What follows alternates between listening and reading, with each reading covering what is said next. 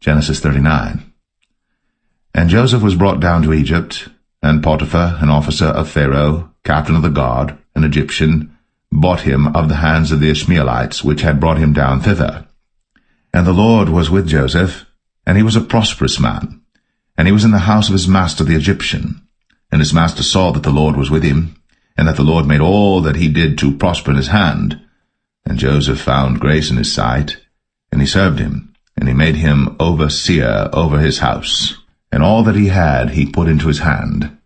And it came to pass from the time that he had made him overseer in his house, and over all that he had, that the Lord blessed the Egyptian's house for Joseph's sake.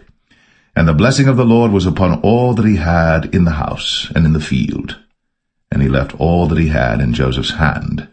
And he knew not all he had, save the bread which he did eat. And Joseph was a goodly person, and well-favored.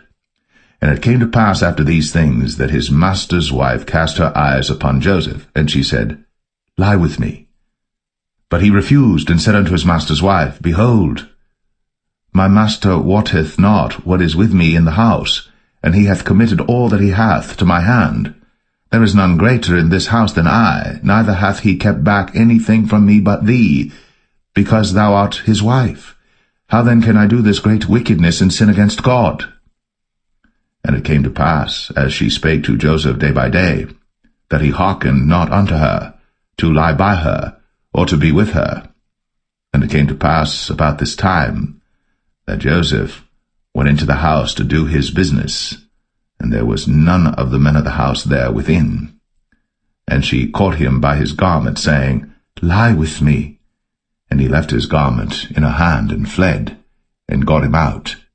And it came to pass, when she saw that he had left his garment in her hand, and was fled forth, that she called unto the men of her house, and spake unto them, saying, See, he hath brought in an Hebrew unto us to mock us.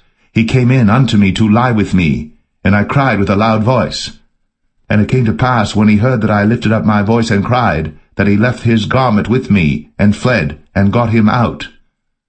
And she laid up his garment by her, until his lord came home. And she spake unto him according to these words, saying, The Hebrew servant which thou hast brought unto us came in unto me to mock me. And it came to pass, as I lifted up my voice and cried, that he left his garment with me, and fled out.